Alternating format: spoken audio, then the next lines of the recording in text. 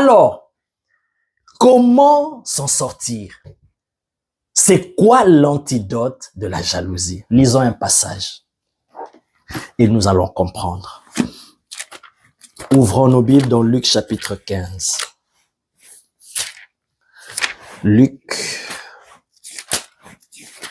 Dès que je dis Luc, il y a des lecteurs de la Bible qui vont déjà comprendre. Luc chapitre 15. On va pas tout lire parce que c'est un long texte. Mais nous allons lire à partir du verset 25. C'est l'histoire, c'est une parabole que le Seigneur a donnée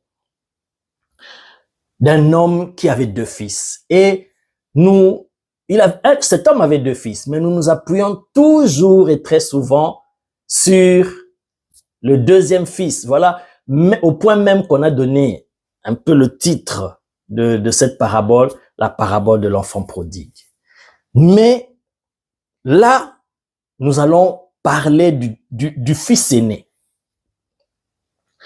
Très brièvement, cet homme qui avait 2 fils, un jour, le 2e fils, dont le fils cadet, il dit à son père, donne-moi ma part d'héritage et je m'en vais, je vais me débrouiller. Et le père a donné l'héritage. Il y a beaucoup de révélations qu'on peut développer là, mais ce n'est pas le but. J'explique juste le contexte pour passer au message que nous avons à partager sur l'antidote de la jalousie. Et cet homme est parti, il a gaspillé tout son bien, il a fait des bêtises, il s'est amusé au point qu'il a tout dépensé, il n'avait plus rien, il a commencé à galérer, à souffrir et même à manquer de quoi manger. À un moment donné, il est revenu en lui-même dans son bon sens, il s'est dit non, je vais rentrer chez mon père.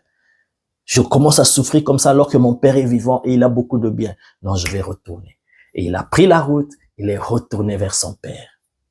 Et quand son père l'a vu de loin, son père était tellement rempli de joie qu'il est venu l'accueillir, il l'a ramené à la maison et il a demandé qu'on le change, qu'on lui donne la belle robe, la belle tunique, vraiment qu'il soit transformé. Et son père a organisé une très grande fête pour lui. Parce que il dit que son fils qui était mort, il était mort, mais il est revenu à la vie et il était content. C'est alors que maintenant, le grand frère, le fils aîné, qui n'était pas là, mais qui, en revenant de la maison, de loin déjà, il entend la musique à fond. Il entend les gens célébrer, il demande, mais qu'est-ce qui se passe là-bas à la maison? Oh non, ton frère qui était perdu, qui était parti, le voilà qu'il est revenu. Et papa, ton père, il a organisé une grande fête pour lui. Écoute, le verset 25, du chapitre 15 de Luc, le verset 25. Or, le fils aîné était dans les champs. Lorsqu'il revint et approcha de la maison, il entendit la musique et les danses. Il appela un des serviteurs et lui demanda ce que c'était. Ce serviteur lui dit, « Ton frère est de retour et ton père a tué le veau gras parce qu'il l'a retrouvé en bonne santé. » Il se mit en colère. Oh my God. Oh Jesus. Non, la jalousie. Oh non, non, non, non. Il se mit en colère et ne voulut pas entrer. Son père sortit et le pria d'entrer. Mais il répondit à son père, « Voici, il y a tant d'années que moi je te sers, sans avoir jamais transgressé tes ordres. Et jamais tu ne m'as donné un chevreau pour que je me réjouisse avec mes amis. Et quand ton fils, waouh, regarde ce que la jalousie dans le cœur peut faire. Il ignore même son propre frère. Il ne dit même pas mon frère, mais il dit ton fils. Oh Jesus. Et il s'est mis en colère. Il se mit en colère et ne voulut pas entrer. Son père sortit et le pria d'entrer. Mais il répondit à son père, « Voici à tant d'années que je te sers sans avoir jamais transgressé tes ordres, et jamais tu ne m'as donné un chevreau pour que je me réjouisse avec mes amis. Et quand ton fils est arrivé, celui qui a mangé ton bien, avec des prostituées. C'est pour lui que tu as tué le veau gras. Mon enfant, écoute là. C'est là où nous allons développer l'antidote de la jalousie. Mon enfant, lui dit le père, tu es toujours avec moi.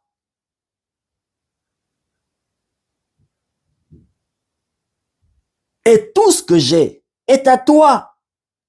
Mais il fallait bien s'égayer et se réjouir parce que ton frère que voici était mort et qu'il est revenu à la vie, parce qu'il était perdu et qu'il est retrouvé. Et Jésus ne nous a pas donné la suite de comment ça s'est passé. Est-ce que le frère aîné, finalement, il avait accepté de participer à la fête, de se réjouir pour le retour de son frère, ou il s'était décidé de ne pas participer et de partir? Ça, on demandera au Seigneur lorsqu'on le verra. Mais c'est une parabole. Ça veut dire qu'il voulait, par cette image, enseigner des choses. Et l'enseignement, ce n'était pas seulement au travers du fils prodigue, mais ce fils aussi. Il y a l'enseignement là que aujourd'hui le Seigneur par son esprit permet que nous puissions développer sur l'antidote de la jalousie. Ce qui te permettra d'être complètement délivré de la jalousie. Oh Jesus, thank you. Hallelujah. Le père dit à son fils, parce que le fils il réclamait, mais tu ne m'as jamais rien donné pour organiser une fête. Moi je suis là, je t'ai servi, je n'ai jamais rien fait. Mais regarde celui-là, ce pervers là qui a joué avec les prostituées, un impudique. Il a fait des bêtises, il a joué avec ton argent. Il t'a même manqué du respect, il revient ici et toi tu le reçois. Tout ça là, c'est la jalousie qui parlait dans son cœur. Pourquoi? Parce que le père l'a reçu, le père l'a recueilli. Et son père lui dit, mais tu as toujours été avec moi, mon fils. La faute n'est pas à moi, la faute est à toi-même. Parce que toutes ces années où tu te plains, mais tout ce qui est à moi est à toi.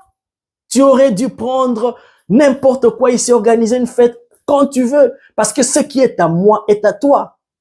Si tu ignorais cela, ton ignorance, ce n'est pas ma faute, mon fils. C'est toi qui as ignoré ces choses et tu t'es privé de cela par rapport à toi-même. C'est ton ignorance qui a fait que tu te retrouves dans cette situation. Mais tout ce qui est à moi et à toi, tu pouvais le prendre. Voilà, l'antidote de la jalousie, c'est que, bien-aimé, tu découvres ton identité en Christ. Alléluia. C'est que tu connaisses ta position en Christ, qui tu es en Christ, ce que tu as en Christ, l'héritage que tu possèdes, ce que Dieu t'a donné comme potentiel, ce que Dieu t'a donné comme talent. Bien-aimé, quand tu découvres cela, tu ne seras pas envieux vis-à-vis de l'autre, vis-à-vis de ton frère, de ta sœur. Tu ne vas même pas convoiter ce qui appartient à ton frère. Pourquoi? Parce que tu sais, tu as la conscience de qui tu es. Tu as la conscience de la grâce particulière que tu as. Tu n'auras pas à envier jusqu'au point de haïr, de combattre, de jalouser ton frère ou ta sœur. Que ce soit, comme j'ai dit, dans le travail, dans l'église, dans la famille. Bien-aimé, la délivrance de la jalousie, la délivrance par rapport à la jalousie, la délivrance complète et permanente ne se fera pas quand tu chasses le démon de la jalousie. Ça se fera le jour où tu commences et tu entres dans cette connaissance-là, dans cette conscience de ce que tu es en Christ et de ce que tu as en Christ. Alléluia. Ce fils ignorait ce qu'il avait, ignorait même ce qu'il était héritier et qu'il pouvait jouir des biens de son père parce que ce qui était à son père était à lui. Pourquoi les pharisiens, les scribes étaient jaloux de Jésus? Parce que Jésus, lui, il savait que ce que le Père a est à moi, ce qui est à moi est au Père. Il savait et il jouissait de cela. Voilà pourquoi il pouvait opérer dans la dimension qu'il opérait. Il pouvait faire des choses que le Père faisait. Pourquoi? Parce qu'il a dit tout ce que le Père fait, le Fils aussi le fait pareillement. Et quand lui, il opérait comme ça, ses frères, les pharisiens, les sadducéens, les scribes, étaient jaloux de lui jusqu'à comploter sa mort. Bien-aimé, si tu veux être complètement délivré de la jalousie, tu sens que la jalousie te joue des tours. Quand tu vois ta sœur, quand tu vois ton frère progresser, aller de l'avant, tu ressens des choses bizarres dans ton cœur, la jalousie, tu as essayé de combattre ça de plusieurs manières. Voilà l'antidote de la jalousie. Passe ton temps avec ton Père pour découvrir qui tu es, ce que tu as, la grâce qu'il t'a donnée, le potentiel qu'il a mis en toi. Et bien aimé, tu n'auras pas, je vous dis, ça marche. J'ai découvert ce remède-là. J'ai découvert cet antidote-là. Ça marche. Et c'est toi qui seras là pour encourager les autres. C'est toi qui seras là comme un coach pour motiver les gens. Pourquoi? Parce que tu n'es pas envieux. La grâce de l'autre, tu ne sens pas que c'est un frein pour ta progression. Non, parce que la jalousie peut faire te jouer des films, comme cela s'est passé avec Caïn. Tu te dis non, si moi je n'arrive pas à progresser, si moi je n'arrive pas à exprimer mes grâces, à exprimer mes talents, c'est à cause de mon frère là, c'est à cause de ma sœur là qui me bloque parce qu'on est dans le même secteur, on est dans le même domaine, on fait le même travail. Alors je dois l'éliminer. C'est lui qui barre ma route pour que moi je progresse. C'est ça la jalousie. C'est que la jalousie va te faire dans tes pensées. Ça va produire ce scénario là. Et Caïn s'est dit non, ok, par la pensée du diable. Le diable lui a dit, si Dieu ne t'a pas exaucé, c'est à cause de lui. Alors, si tu es seul, mais Dieu va forcément t'exaucer. Tue-le. Quand il sera seul, tu seras qu'avec Dieu. Quand tu vas présenter ton sacrifice, ben, Dieu va t'exaucer. Ça, c'est la jalousie. Voilà pourquoi on arrive aujourd'hui à tuer quelqu'un, à tuer ton frère, à tuer ta sœur, à préparer des coups, à salir la réputation à cause de la jalousie. Comme si tu faisais ça, les grâces ou les talents ou le potentiel qui est dans l'autre viendra chez toi. Non. S'il y a quelqu'un à réprimander ou à poser des questions, c'est Dieu. Parce que toute grâce excellente vient d'en haut. C'est Dieu qui les distribue à chacun comme il veut. Et c'est dans sa sagesse. Mais ce que tu dois savoir, que tout être humain que Dieu a envoyé sur la terre, Dieu lui a doté des grâces spéciales. Dieu lui a doté des talents magnifiques. Dieu n'est pas un gaspilleur. Si Dieu savait que moi, je peux jouer ce rôle à 100%, il ne va pas envoyer quelqu'un d'autre pour être dans le même domaine, dans le même secteur que moi. Non. S'il envoie aussi d'autres personnes dans le même secteur que moi, concrètement, par exemple, je parle du ministère. Si Dieu suscite autant de ministres, autant de serviteurs de Dieu, c'est parce que chacun a un domaine, un couloir particulier qu'il peut opérer, dans lequel il peut opérer, et il peut faire des choses, mais il ne peut pas tout faire, c'est l'autre qui va le faire. Et il envoie l'autre. Il envoie. Donc chacun a un rôle particulier. Chacun a un rôle particulier. Si Dieu savait que moi je vais tout faire, il ne va pas susciter d'autres personnes. S'il a suscité d'autres, c'est parce qu'il les a dotés des talents que moi je n'ai pas. Il les a dotés des grâces que moi je n'ai pas. Alors pourquoi je vais envier ou chercher même à détruire, à tuer la grâce de l'autre, à tuer le potentiel des autres, même dans les entreprises? Pourquoi? Ça, c'est le mensonge du diable qui vient dans les pensées. Et tout ça, c'est provoqué par le sentiment de la jalousie. Et même si tu tues quelqu'un, tu ne prendras pas sa place. Tu ne prendras même pas les grâces qui sont en lui, les talents, les dons que Dieu a mis en lui. Chaque personne qui est venue dans ce monde, Dieu lui a donné des talents, des grâces, des dons particuliers. Alors n'envie pas l'autre. Ne sois pas jaloux envers l'autre. Si tu veux être délivré complètement, efficacement de ce mal qu'est la jalousie, alors bien-aimé, découvre ce dans quoi Dieu t'a appelé, ton couloir. ta particularité. Ne cherche pas à faire comme les autres. Ne cherche pas à imiter les autres, à faire comme lui pour le prouver, à faire pour prouver. Non, découvre ta particularité. Et si tu évolues dans ta particularité, c'est là que tu vas réussir et c'est là que tu comprendras que tu n'as rien à envier à d'autres. Parce que ta particularité là, elle est particulière parce qu'elle est spécialement à toi. D'autres ne l'ont pas. Et c'est ça qui va te distinguer et c'est ça qui va te faire prospérer. Et là, tu ne seras pas jaloux des autres. Non, je vous dis, ça marche. C'est le remède le plus efficace. C'est l'antidote de la jalousie. Découvre qui tu es. Découvre ce que tu as. L'apôtre Pierre pouvait dire avec assurance, je n'ai ni or ni argent, mais ce que j'ai, je te le donne. Parce qu'il savait ce qu'il avait, my God. Et il savait qu'il n'avait pas de millions, mais ce qu'il avait était quelque chose de précieux. Il le savait. Est-ce que Pierre pouvait envier le souverain sacrificateur? Non, il n'avait rien à envier. Est-ce que Pierre pouvait envier les gouverneurs, les autorités de l'époque? Non. Pourquoi? Parce qu'il avait découvert ce qu'il avait, ce qu'il possédait en lui. Il ne pouvait pas être jaloux. Il ne pouvait pas être jaloux. Je termine en disant ceci. L'apôtre Paul, il ne pouvait pas être jaloux de l'apôtre Pierre. Pourquoi? Parce que lui aussi, il avait découvert son couloir. Il avait découvert, s'il n'avait pas découvert, il allait être jaloux de Pierre. Mais il n'a pas été jaloux de Pierre en se disant, moi, je n'ai pas marché avec Jésus et ils ont eu la grâce et il va commencer à combattre Pierre. Jamais, au contraire, il les a respectés. Au contraire, il les a encouragés. Ils ont travaillé main dans la main.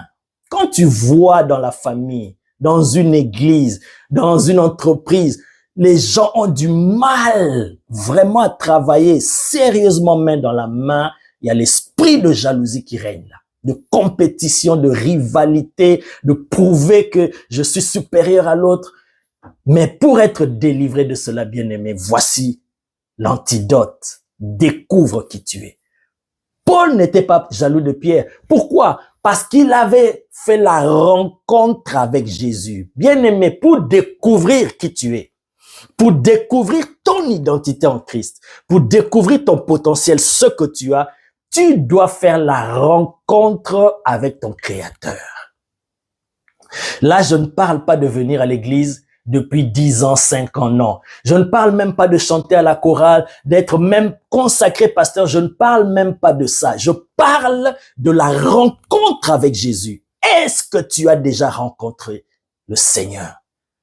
Ton Créateur, c'est lui qui te révélera pourquoi il t'a créé et dans quel couloir tu dois marcher et quels sont les dons, les capacités qu'il t'a donné. Si tu n'as jamais fait cette rencontre-là, bien-aimé, il faut commencer par là. C'est là la clé qui va t'entraîner maintenant vers l'antidote de la jalousie. Ah, je vous dis, bien-aimé, ça marche. Si tu rencontres Jésus, bien-aimé, tu ne peux pas être jaloux envers ton frère. Tu ne peux pas haïr ton frère. Jamais. Tu ne peux pas combattre ton frère. Je parle de la rencontre. Je ne parle pas de venir à l'église régulièrement, d'être assidu, d'être là à jouer des rôles dans différents départements de l'église. Je parle de rencontrer le Seigneur. Quand Paul a rencontré Jésus sur le chemin de Damas, il ne connaissait pas le Seigneur. Mais il a vu une forte lumière qui l'a basculé à terre. Il tombe, il entend une voix, Saul, Saul, pourquoi me persécutes-tu? Il dit, mais qui es-tu, Seigneur, pour que je te persécute? Il dit, je suis Jésus que tu persécutes. Waouh! Il a fait la rencontre personnelle. Il a découvert qui était Jésus. Bien-aimé, le jour où le Seigneur permettra, nous allons décortiquer cette rencontre-là et ce que ça produit et l'impact de cette rencontre dans la vie de Saul. C'est là qu'il a rencontré, il a découvert, il a dit, mais qui es-tu? Il dit, je suis Jésus. Wow! Oh my God! Bien-aimé, quand tu rencontres le Seigneur, tu commences à découvrir qui il est. Pas selon la chair, pas intellectuellement, mais tu reçois la révélation de qui est Jésus, comme l'apôtre Pierre l'avait reçu. Lorsque le Seigneur avait posé la question, les gens, qu'est-ce qu'ils disent que je suis? Oh, tu es Jérémie, tu es Élie, tu es ceci, tu es tel prophète. Mais vous, qui dites-vous? Et Pierre, il dit, tu es le Christ. Ha!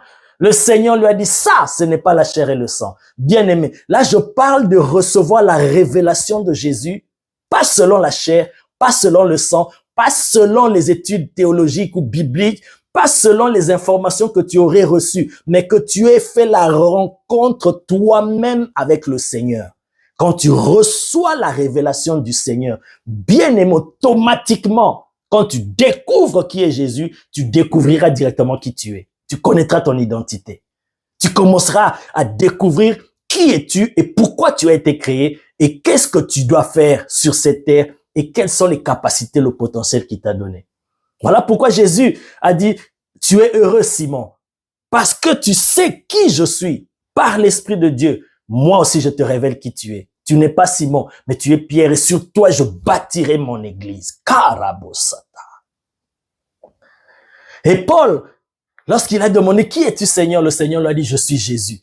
La deuxième question qu'il pose au Seigneur, que veux-tu que je fasse? Ha! Oh my God! Bien-aimé, fais la rencontre avec le Seigneur Jésus. Tu découvriras ton identité, ta mission, ton potentiel.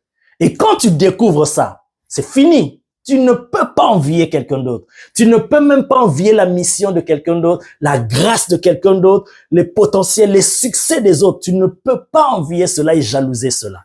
Rien du tout, je vous assure. C'est ça, l'antidote de la jalousie. Ça, c'est un remède efficace. Pas qui te soigne, mais qui te délivre complètement de l'esprit de jalousie. La jalousie n'aura plus d'emprise sur toi.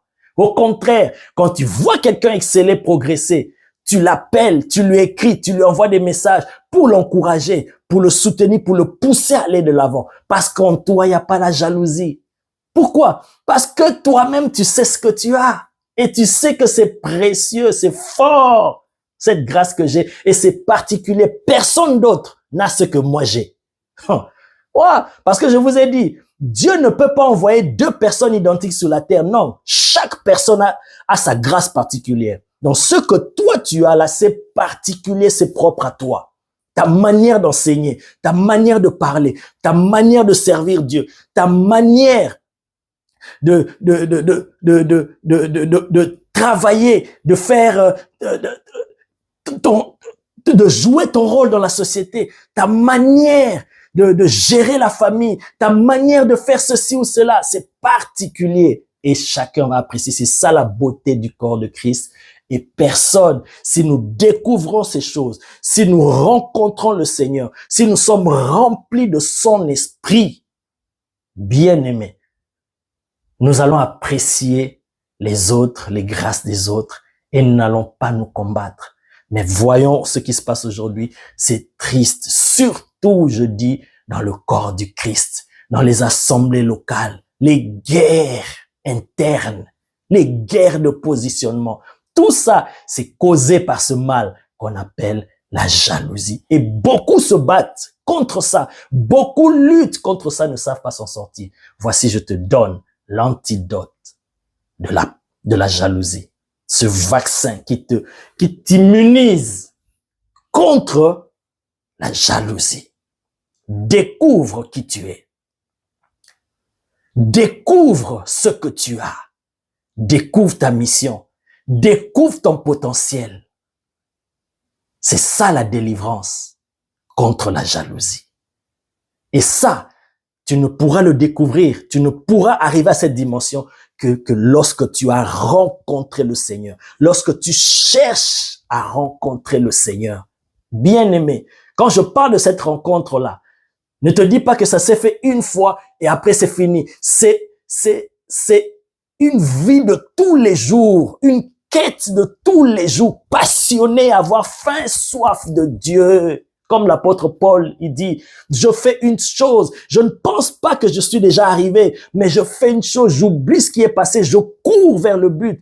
Et mon désir est de connaître Christ et la puissance de sa résurrection. Celui qui dit ces choses avait déjà rencontré Christ sur le chemin de Damas. Mais il ne s'est pas arrêté à cette expérience parce que c'est une vie de tous les jours. C'est une quête de tous les jours. Je veux te connaître, Christ. Révèle-toi à moi. Manifeste-toi à moi. Je veux te connaître. Parce que comment tu peux servir un Dieu que tu ne connais pas? Il faut d'abord commencer par là. Plusieurs aujourd'hui sont directement entrés dans le service sans pour autant connaître même Dieu, le Dieu qu'ils servent. Oh my God. Jesus Kadaboshata. L'apôtre Paul, bien qu'ayant rencontré Christ sur le chemin de Damas, mais il dit, je veux connaître Christ et la puissance de sa résurrection. C'était sa quête de tous les jours, sa passion de tous les jours. Servir, ce n'est pas d'abord la priorité. Prêcher, ce n'est pas d'abord la priorité. Faire ceci ou cela, ce n'est pas d'abord la priorité. La priorité, c'est d'abord connaître Dieu, le rencontrer et avoir une expérience avec lui. Quand tu arrives à cette dimension-là, tout de toi va changer. Et notamment, tu seras délivré de la jalousie.